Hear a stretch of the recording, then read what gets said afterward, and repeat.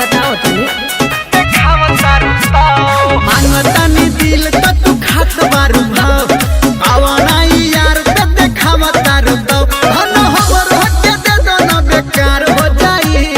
सुनो सुनावा रंगदार हो यार सुनो मार हो जाए तोहरा छाती में गोली के बौछार हो जाए। रंगदार हो यार सुनो मार हो जाए तोहरा छाती में गोली के बौछार हो जाए। बुझो अरे हाँ हो बौछार हो जाए तोहरा छाती में गोली के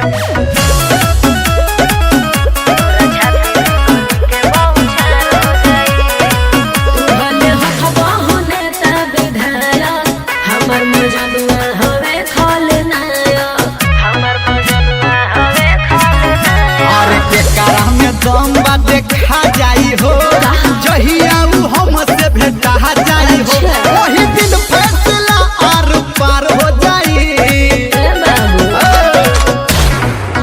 रंगदार हो यार तो बमार हो जाए तोरा छाती में गोली के बौछार हो जाए।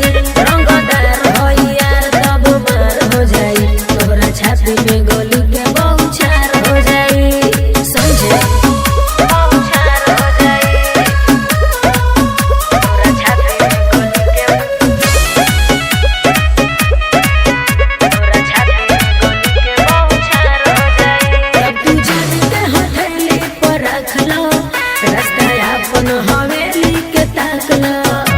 सुनो तरो अरे तू सुनो अरे ओही जब बोलाल तू अपना यार के भेज दी संजय घर में अंदर सुधार के जे जीती तोहरा पे अधिकार हो जाई।